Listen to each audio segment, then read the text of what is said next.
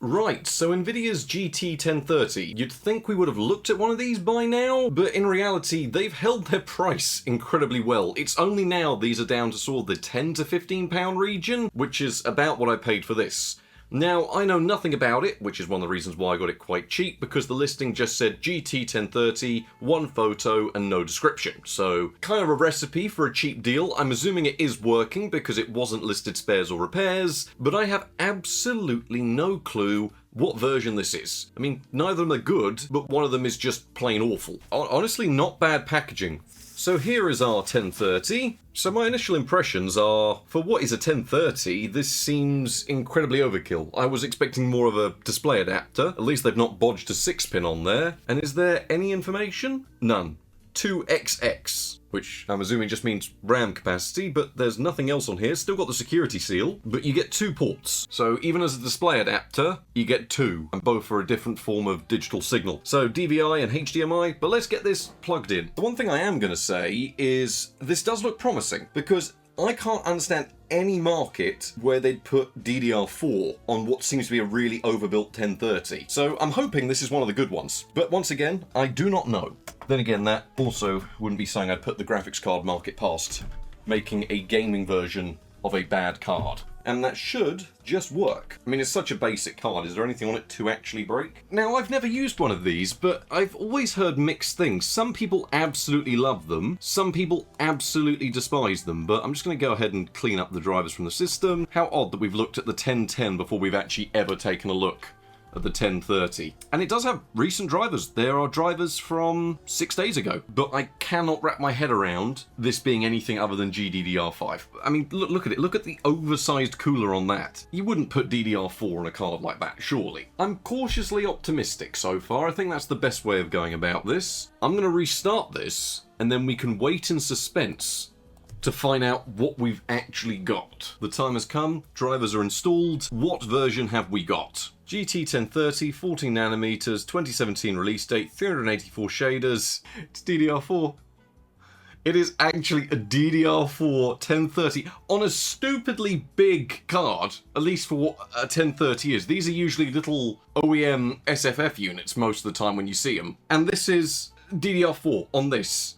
It's only got 2 gigs of memory as well for a 64-bit bus. Well, this is going to be fun. Fun to watch, not fun to benchmark. Okay, so I've never really seen the performance of the 1030, yet alone the DDR4 one, and it's kind of looking like a bit like the 7770, but this is very similar performance figures. What was my first decent graphics card from 2012? This is a lot more recent than 2012. I mean, that's an underwhelming score. Does line up with my thinking. That is very much in and around a HD 7770. But then again, look at the size of the card. Not actually any smaller than a 7770 is. Yeah, I mean, average score 1249. Makes sense, we're getting about half that. So you really do lose out on a lot of performance. Can this do anything? Maybe it can launch Counter-Strike 2. That's what we'll do. We'll test a game. And then I'm going to see if we can overclock this at all and then get straight into the benchmarking, because I am just prepared to be underwhelmed today. Well, in classic Nvidia fashion, for some reason in full screen mode, it tops out at 1600 by 900, so we'll just run with that. I'm going to go with low, just because I want to give it a fair chance. I mean, let's be kind to it and go with Mirage, because Mirage is one of the most optimized maps there is. 60 to 70 FPS during a competitive scenario, which is not terrible. I mean, inside here we're getting 100 FPS, which for a graphics card you can get for a tenner. I mean, you've got to keep in mind, there are probably a reason people are buying these. If they're buying them because it can do 60 FPS in Counter-Strike off the bat. Not awful. I mean, it's also not in 1080p, so even then, not spectacular, but hey, I mean, it's doing some gaming. Maybe it's not the worst thing I've ever seen in the world. I mean, I was expecting far worse performance than that. What if we throw it up into something actually modern, though? What if we go with, say, a bit of Arc Raiders real quick, see what it does there. The fact is, for 10 to 15 pounds, I've already done the power testing, and I can tell you already that these things, they're so power limited. Even the DDR4 one is limited down to 20 watts under full load, and then drops back to about 15. So the appeal of still buying one of these for £10 and whacking them in any PC is kind of cool. So yeah, I think it's stupid that this has got some bulky cooler on it that it's never going to use. It'll probably never die as well. So from what I remember about these, they are around half the performance of the real 1030. So I think that's really where the discrepancy is, because at the moment, it doesn't seem that hateful, but I also don't have a full point of reference. Then again, would I really want to pay more money for a GDDR5 version? I suppose because lots of people don't list what model they are, because why would they? They're just calling it 1030. It's the exact same issue when they came out. You're just going to run into the same problem in the used market. People call them a 1030, and that is all the information you are going to have about these. But we're now in game with the same settings we were using on the HD 7770, which is similar price. These are cheaper, and it is not looking great. This is 720p with no anti-aliasing, nothing else going on, and we are getting a consistent 27 to 30 FPS. Like, the frame times are actually really good. It is controllable. This is pretty bad for a card from 2017. We've seen this run on virtually everything, and as soon as there's particle effects, yeah, this game very well optimized, but really doesn't like lower bandwidth cards that much, because just look at the effect all the particles are having. Not they look that great in the first place, but I think it's the memory bandwidth that's just going to kill this card completely, especially in Unreal Engine 5, because even on a card last week, with half the VRAM of this, the fact it was faster just netted us more performance. And this is worse than, I think, everything we've tested so far, to be honest. I think this is about on par with the GTX 745. Maybe it'll overclock. Maybe that'll do something. We'll see if it is stable at any sort of clock speed. Makes sense they probably used the cores they didn't want on these. So we can probably do about 250. I'm surprised it hasn't crashed. There looks like fireworks going off in the background. Right, 200 is stable. Okay, we'll give that a go. It can do 250 megahertz on the core, and it can do an extra 200 on memory. Not exactly huge increases, but hey, we'll run 3D Mark, find out what it does, and then I need to start benchmarking this because I have no clue how it performs. Now, I won't delve into the history too much, but I will recap why most people hate this card, because it's quite misleading. See, back in 2017, Nvidia launched the real GT1030, which came with GDDR5 memory, and it was pretty good. You could use it for video streaming and even actually a bit of basic gaming, because it did come close to a 750 Ti, which, as we've even seen on this channel today, it's still just about hanging in there, so it was a relatively okay cheap option. The thing is, the next year in 2018, Nvidia quietly released the 1030 DDR4, which wasn't too much of a problem, but it did mean you had a lot of OEMs suggest their computers came with 1030s, but they were this lower-end cut-down version, and people speculate for a couple of reasons why this was the case. One is OEM demand. When you just need it to not be focused on gaming, and is just there for display output and easy video decoding, makes sense, DDR4 doesn't matter. They do use slightly less power now with a 20-watt TDP, and there's of course people speculating it was a cost reduction exercise because GDDR5 was going up in price and DDR4 was more readily available. Thing is, the controversy doesn't really come from the OEM usage, it comes from when actual manufacturers of these cards, think Palette, MSI, EVGA, all of them released their own versions of these DDR4 cards without actually properly disclosing to you you weren't getting the real deal. And it's this confusion caused by the board partners that's led to the massive amount of hate this card has received, because it is around half the performance in a lot of titles, and people were spending the exact same money. Because let's be honest, you look at the graphics card we've got here today, why does it have a cooler this excessive for a 20-watt TDP for what is actually a display adapter running DDR4? Why? Because that way it looks the same as the real 1030 and even the same as the real 1050, so people would look at these and go, well, it looks the same, it must perform the same. Which of course it doesn't.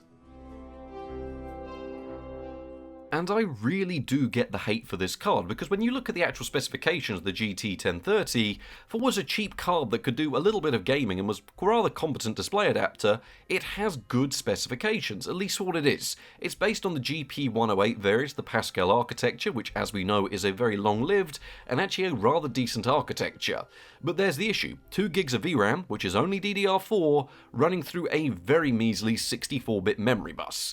Drivers are at least up to date as of May 26, and you get 256 pixel shaders, 16 ROPs, and 8 TMUs. So all the specifications line up perfectly with the standard 1030, other than that VRAM. It was released in 2018 as an OEM card, but would make its way to the mass market with board partners in sort of around 2020.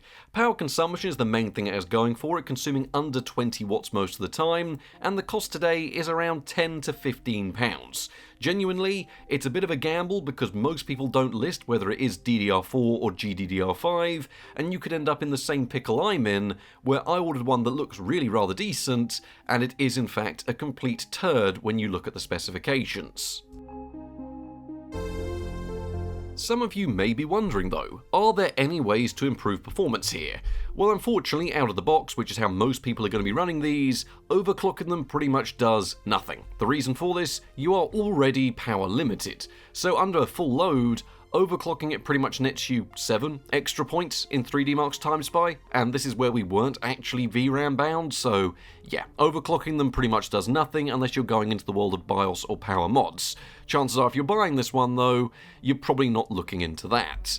When it comes to other aspects like the progression through 3D Mark benchmarks, we see solid DirectX 10 and DirectX 11 performance, and DirectX 12 performance that quickly becomes constrained due to the amount of memory bandwidth you simply don't have. There's no point me explaining it because as soon as you're memory bound, performance does tank. Trying to get Steel Nomad to run though took around 10 attempts because it would usually just straight up crash. If you want to compare this card in DirectX 11 though, we have 3D Mark's Firestrike, placing it somewhere between a 5750 from AMD and a GTX 550 Ti. Miraculously though, it even loses to a GTX 745. That's right, a card that runs DDR3 is performing better than this card running DDR4. Makes absolutely no sense, but that really shows how crippled down this card is. When you compare it in a realistic modern benchmark like Time Spy, we see that it's slightly better than HD 7770, that card was VRAM bound with just 1GB, but is still performing worse than the GTX 745. In fact, the very similar RX 550, which on launch cost about the same as this, but nowadays costs more for some unknown reason, you are looking at around half the performance of that. Now, benchmarking today, I am going to repeat these points because no one actually seems to listen or read the description, but we are testing with a Ryzen 7 3700X, 32GB of DDR4 RAM, and we are testing with the GT1030 DDR4. We are running the latest drivers, and no, we are not being bottlenecked here at all. People always seem to think there's a CPU bottleneck. There's not. I have a 3700X. Some of these cards genuinely are just bad. And if there is a card that is meant to be just bad, it is this 1030. Now, there's a couple of ways of me looking at this. One, it is actually a somewhat recent card, with some manufacturers only releasing their variant of this in 2022, meaning this card, to some manufacturers, is only 4 years old. So if you're one of those people that bought it back then, I am sorry for you. But still, at the same time, it's a modern card on a modern architecture, and people are still buying these in their droves. So there's one way of doing this properly, and that is to run it through the proper, the real, and the complete benchmark suite. We will do some legacy testing later, but we want to know, is there a reason people are still buying these, and is it worth taking a gamble, and even if you lose like I did, end up with the DDR4 version, is there anything it can actually do with the benchmarks? Starting off the benchmarks, we have GTA 5 Enhanced Edition, which defaulted down to normal settings in originally 1080p, which was completely unplayable, which took me as a little bit of a surprise, but then again we are very memory bound here and have very little in the way of memory bandwidth. Dropping these settings back to 720p did result in a playable frame rate, with now 37 FPS on average, with 1% lows down to 31 FPS. Honestly, an experience not too dissimilar from the Xbox One, so you can't really argue with it too much, but I can understand the annoyance. When the original card that this is based on is capable of running it like a 750 Ti, and you're here running it with 720p in normal settings, which is worse than even mid-range cards from 2012, then yes, it is rather annoying. Still, if you move over into the world of GTA Online Enhanced, which is usually fairly well optimized, we saw the exact same average frame rate, however there were the occasional hitches and stutters. These would go away with prolonged gameplay, but it didn't matter how many times you restarted the game really, these would always persist when you got into a busy lobby until you'd been playing it for around 10 or 15 minutes. I mean, the game would just completely freeze up for about 3 to 5 seconds and then carry on as if nothing had happened. So I'm assuming this is down to memory bandwidth, as nothing I changed on the card would actually make this any better. Moving back to the legacy release of GTA 5, and I just went with the game's default settings, which was similar to how we ran it on a HD 7770. In fact, it was slightly worse because we couldn't have CHS shadows here because, well, frankly, there's no overheads left available for them, but in 720p we returned 36 FPS and 1% lows down to 31 FPS, so honestly, very similar to the Enhanced Edition, and likely because this card deals with, well, DirectX 11 quite well. This architecture always has. In terms of actual playability, it's not bad. Once again, the 720p resolution was definitely a little bit lower than I was expecting, given last week we were looking at AMD's now ancient HD 7770, and we're running it in 1080p with higher settings than this. Well, just the shadows changed, but still, the point remains. At the end of the day, not a terrible experience, as you are getting away with something very similar to an Xbox One, but you can't really argue with it.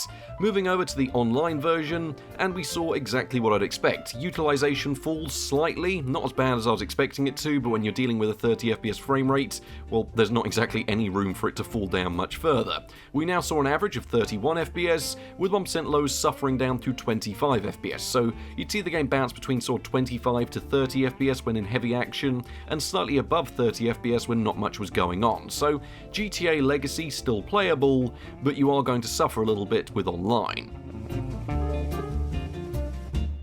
Now, one reason people were buying these cards, well, mostly the GDDR5 version, is it's an easy way into playing Counter-Strike and Counter-Strike 2. So with low settings in 900p, as we've already had a little dabble around with these settings, we returned 63 FPS on average, and 1% lows down to 41 FPS. Now, for some reason, a limitation on Nvidia cards is you can't play in 1080p with full screen, like exclusive full screen. You can play windowed borderless fine, but if you want exclusive full screen, well, you just can't do it. Not that it matters too much here, because even the 900p resolution was a little bit of a struggle.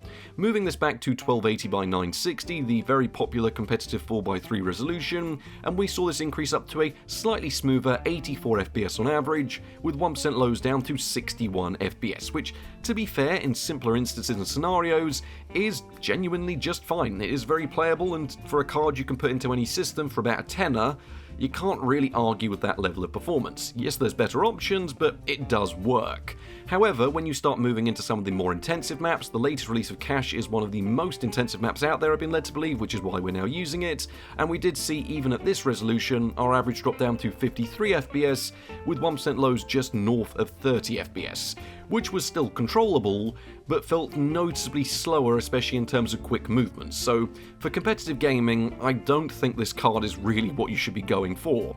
Then again, I'd imagine the GDDR5 version, which I'm going to have to get my hands on now, would fare a lot better.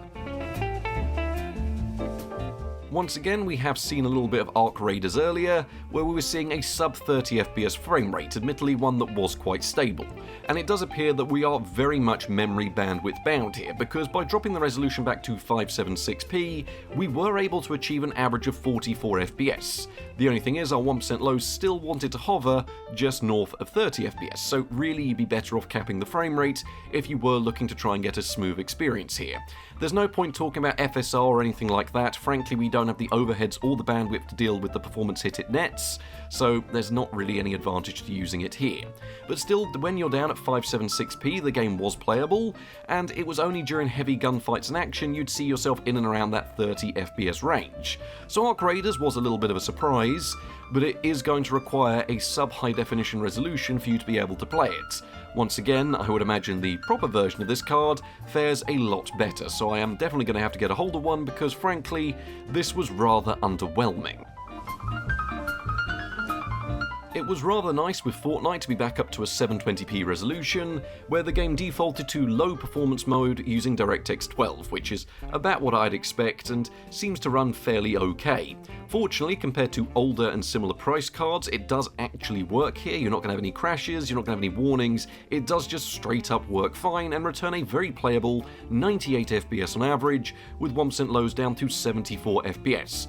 Honestly, when not much was going on, you'd see this pretty much at the frame rate cap of 144 FPS, but that was only during brief moments when not much was actually happening. During actual gameplay and busy scenarios, you'd be anywhere from 70 to 90 FPS, which feels very controllable and very playable. However, if you're someone that can't deal with frame rate fluctuations, just cap it at 60 FPS externally and you're in for a pretty good time. As much as I really want to hate on this card, for something you can just come across cheaply and use to play Fortnite, it's not the worst experience I've ever seen. Is it great? No. Should it be able to deal with this better? Does it look downright hideous? Also yes, but it does run it, so we do have to give the card a degree of credit.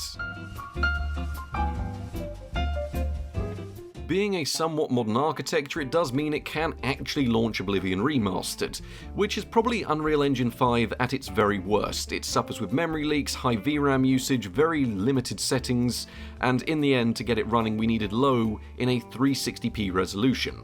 This did return us 16 FPS on average, and with the advent of FXAA, it did use some blur to stop the game looking absolutely hideous with jagged edges everywhere, and with 1% lows down to 8 FPS, I suppose PowerPoint is sort of competitive with this experience. It was surprisingly controllable, but then again, we've also tried to get this game running on a GT1010, which is probably a version that's better than this because it actually had GDDR5, and it was a very similar experience. So Oblivion Remastered goes to show that, yes, the 1030 very literally can't run any new titles if they aren't optimized in any way, which is the only reason I've included this, is just to show that it can't do it. Now, PUBG was a little bit of a surprise to me because it's very interesting to test these days. You have on the Nvidia side the advantage of being able to enable DirectX 11.1, which on cards like this that do deal with the API very well, do mean that you can eke out a playable frame rate. Running the older, proper DirectX 11 renderer or DirectX 12 results in overall worse performance, but because of how well these things take advantage of DirectX 11 at its fullest, it does mean in 720p with very low settings, you can eke out a very playable 44 FPS on average, with 1% lows down to 34 FPS. Now, as much as I want to hate on the GT1030 here, and it's not exactly great, and once again, I'd imagine the real version of this card would deal with it in at least a higher resolution than this, or at the very least a better frame rate, so it's admirable to actually see above 30 FPS, and once again, for a card that you can fit into any system, not a terrible experience. I mean, it doesn't look great, and it doesn't run particularly well, but it is at least over a locked 30 FPS, so you could cap this down and enjoy a smooth bit of gameplay. So I'm going to give the card credit here, but at the end of the day, not very impressive. Always one of the most popular benchmark requests with BeamNG, and it took a little bit of configuring around to actually get this playable, needing a mixture of very low and low settings to try and get the game to look somewhat okay, and we were running with traffic in the jungle map, because once again, trying to actually have this playable with everything actually going on around you is quite important for a lot of people, so that's one of the reasons why we now benchmark with the traffic enabled. We were able to do this in a 720p resolution, and it was able to eke out a playable 34 FPS on average, with 1% lows down to 30 FPS. The problem is, once again, the card seems to have a decent amount of power there, but the problem is our memory bandwidth is just so incredibly lacking that in these more intensive maps like the jungle, where there are lots of draw calls going on, you just don't have enough memory speed, or really the amount of it you actually require, to actually get the game running properly. So you are going to need these lower settings. Now, simpler maps and scenarios didn't really suffer from this problem as much, but still, it does go to show the downsides of this card. There is a good card in here somewhere, and I can understand why some people really do like the 1030 in its proper form, but this DDR4 version, it's not the card that's suffering, it is purely the memory. If there's one game that runs well on virtually all cards, you know what it is, it's Mount & Blade Bannerlord. And once again, I don't doubt that someone that was working on this came up with the perfect configuration for the DDR4 1030 because it was a perfect experience. Yes, we needed a 720p resolution, but the game prioritizes as many of the memory-intensive options as possible down to the lowest, and then anything that's not very memory-intensive up as high as it will go, which usually tops out around medium, with a few of the options on high, such as bloom and the sun shafts and bits and pieces like that. In the end, end, you end up with something that runs pretty well with 47 FPS on average, with 1% lows down to 35 FPS during the big battle benchmark, which is honestly very reminiscent of the late game, so you're looking at around 60 FPS in the early game, around 50 FPS during the mid game, and somewhere between 35 to 45 FPS during the late game, which honestly, on a 1030 DDR4, isn't actually a terrible experience. Once again though, the credit goes to the game here for being beautifully well optimized with great optimal settings already out of the box, so it works fine. I can remember Red Dead Redemption 2 being one of those games that people were desperate to tweak down to run on the 1030. You've got to remember, this was a very popular card when it came out, and it's only these DDR4 versions that really just can't allow it to be playable. Then again, I am going to take away from that now, because at the same time, this game has one of the worst settings menus known to man, and you'll have to go into the config file to actually be able to change settings, because at 2 GB, you can't even lower settings because it doesn't allow you to do it, so that's a nightmare to deal with.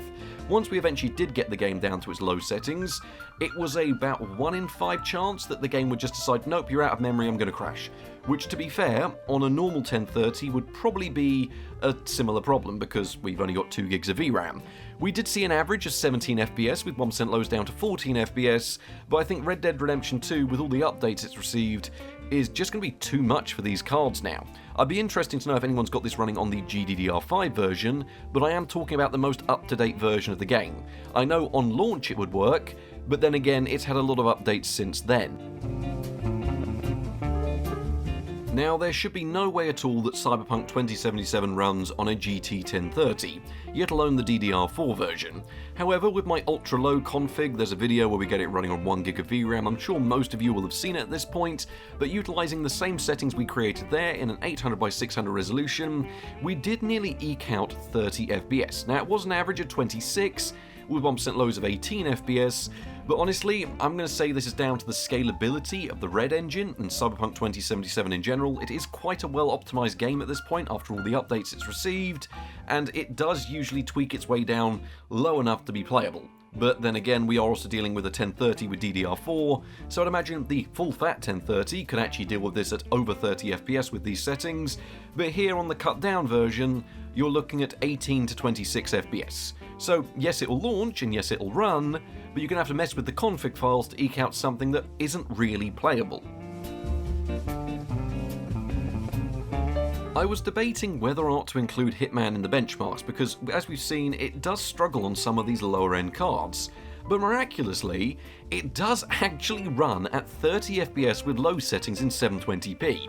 Originally I started with the easier benchmark thinking there's no way it's going to run at over 30 FPS, but no, in the easier benchmark we got an average around 36, 37 FPS at the end of it, and I was thinking there's no way it's managed that. So I thought we'd load up the Dartmoor benchmark map, and no, it returned us 30 FPS on average with 1% lows down to 24 FPS. And that is because, well, as much as we only have 2 gigs of very slow VRAM, that is 2 gigs, which is more than enough for this game at lower settings and lower resolutions. Hitman is very well optimized. So I wasn't expecting it to deal with this very well because it's DirectX 12 and can be rather intensive, and it does like memory bandwidth, especially in these built-in benchmarks, which are a bit harsher than real gameplay, so Hitman does work, which was a surprise. I don't know whether to blame the game or praise the card. When it came to city skylines, once again I got a bit carried away, so I've expanded our city a little bit and have fixed the traffic problems in a few places, and I've also gone ahead and fixed the garbage build-up in a few areas. That's besides the point. We're not talking about the city we're building as we benchmark this, although keen viewers will have noticed how much it has grown. Still, with low and medium settings with the FPS Boost mod, this mod is required if you want it to be playable. This fixes a UI bug that really should have been fixed by the developers, causing the UI to update 10,000 times a second. Once you've got that installed in a 720p resolution, you can actually enjoy it on the 1030 DDR4 with 35 FPS on average and 1% lows down to 25 FPS. Once again, this isn't exactly a great result because on the HD 7770 last week, we saw this was playable in 1080p with the same settings at a higher frame rate. So we are just so memory starved here that even in these older city builders that should be easier to run titles, we are looking at 720p as our maximum resolution, which isn't particularly great.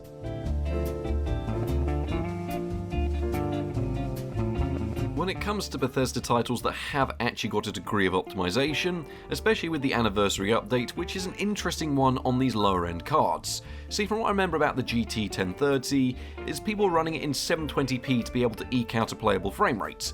And the anniversary update, as we have seen, has actually fixed a lot of the frame pacing problems on these lower end cards, and just newer cards in general. However, it does still have problems with cards that have, well, limited memory bandwidth, returning 38 FPS on average, which is a respectable figure, especially during our benchmark segment, which is involving combat in built-up areas, and it's generally quite intensive. It's the game at its worst.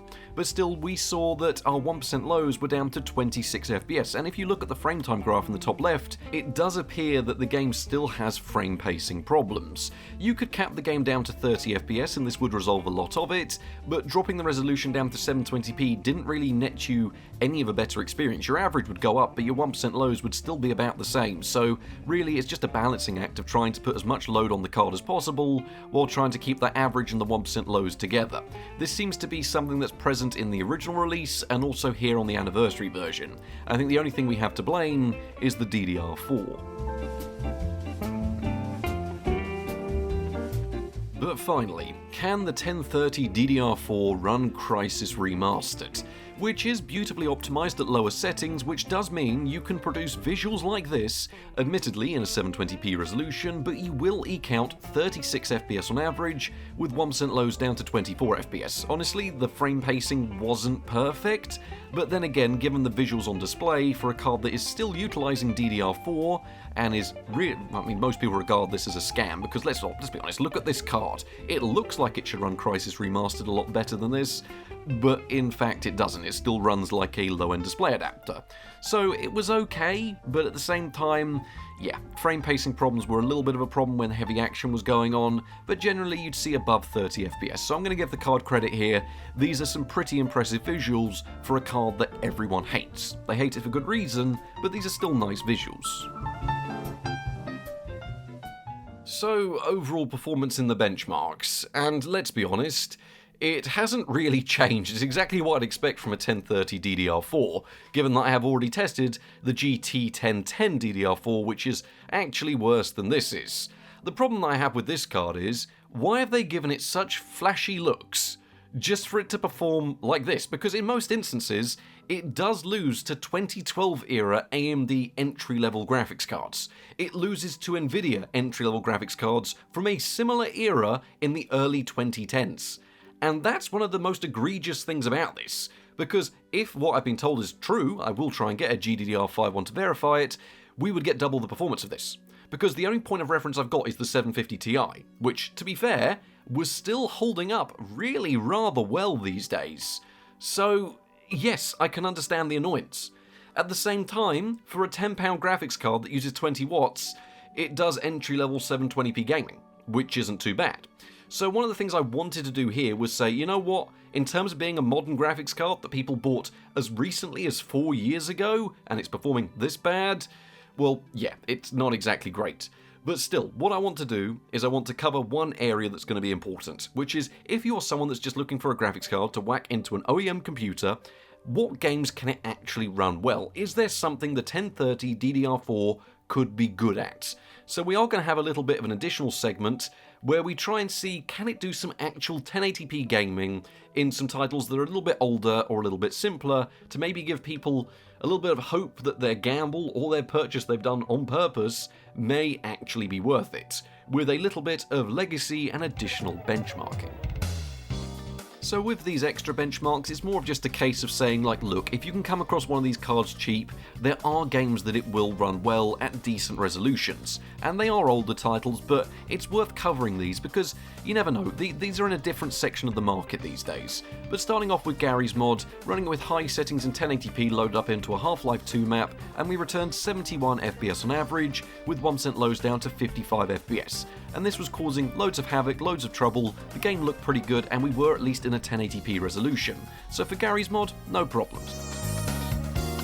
One of the big reasons people have always bought these lower end display adapters, whether it be the GT1030 running Sims 2 and Sims 3, or the HD 5450 running Sims 4 back in the day. You know, there is a reason people buy these cards, and a lot of the time, you'd be surprised how many people ask me, can they run The Sims? Because they can in fact run them, and they run them okay. Frame times weren't exactly great, but we were running with the game's default settings of high in 1080p, and your average person playing The Sims 4 doesn't really care if it's bouncing between 30 to 40 FPS. So yes, you can plonk this in any system, it'll run Sims 4 and it'll run it okay with nice visuals.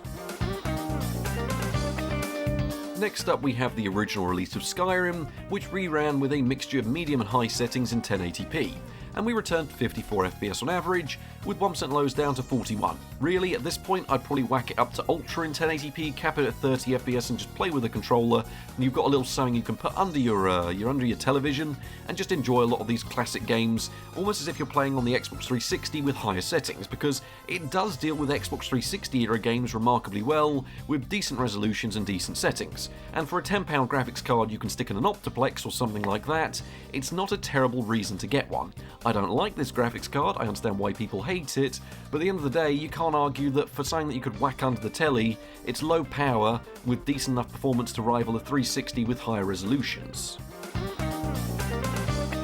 Or another reason people ask me about these cards is, can they play Minecraft? Their kids probably want a computer that's going to run it okay, so I launched up the latest release of the game, which I think is from April 2026, utilising the fancy settings with all of the defaults enabled in 1080p. I didn't bother changing the frame rate cap because you could set it to unlimited, but the frame pacing once again goes a bit all over the place. That seems to be one issue this card suffers with.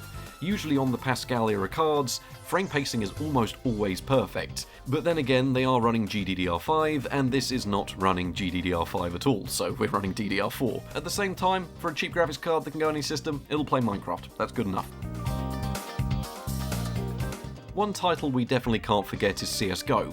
Now that it's back on Steam, it's seen a massive resurgence in popularity, and lots of people had fun with it back in the day, and the fact you can still play it and have a load of fun with your mates in a private server, or one that you found online, you know, it's one of those ones people want to see if it's going to work.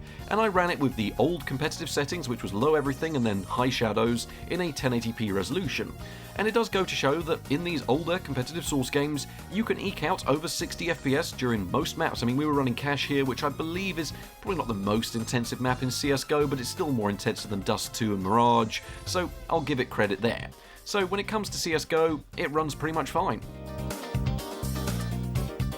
For a lot of people out there that aren't interested in running the latest and greatest titles, if you move further back than Xbox 360 era games to something like an original Xbox era game, well, you're looking at pushing nearly 100 frames per second with very high settings in 1080p. Now I know this isn't exactly a great card because it doesn't have Windows XP drivers, so recommending it for retro usage might not be the best thing in the world, but I'm fairly sure these things have Windows 7 drivers, so you could make a pretty decent killer retro Windows 7 system with a 1030 DDR4, which, as much as I want to hate this card, because let's be honest, it is a downright scam from its launch, but now these are cheap cards, it's kind of got its purposes, because if you can grab one for a tenner, and you're looking at building a pretty good Windows 7 gaming PC, it doesn't do a bad job in these older titles. So the card fared alright there. It can do a little bit of basic gaming. In terms of some other positives, as a display adapter, it works. I mean, for some reason, even as a display adapter though, it only has 2 ports, one being HDMI, one being DVI, so maybe they should put some more money into the ports for it to be a display adapter, rather than trying to make it look like a 1050. When it really is clearly not a GTX 1050. But anyway, besides that rant, this card does have a few advantages. It is exceptionally power efficient. It also runs very cool because the cooler is so overbuilt, so this thing hovers around 35 watts while gaming, maybe getting up to the mid 45s when you're running a Thermark stress test on it. So yeah, it's very power efficient, it's very cool, and it will operate under that 20 watt TDP mark, which for some people is very crucial. So yes, that all does work. Another point I will say, Nvidia's drivers also function pretty good on it and are still up to date. You're not going to be able to do OBS recording or shadow play or anything like that. There's no NVENC encoding on board. It can still optimize your games, but in a lot of those titles that have since received updates, since Nvidia probably would have optimized for this card, take Red Dead Redemption 2 for example, it will try and set your settings down to where they should be, and then the game will just crash with an out-of-memory error, so you have to go back to the config file and try and do it yourself. So when it comes to driver-side optimizations, or at least the driver's trying to optimize your games for you, it can work, but if it's a game that may have worked on launch, now, what are we now on from the launch of this card? About 8 years ago? Yeah, in 8 years' time, some of those games that have received updates may no longer function.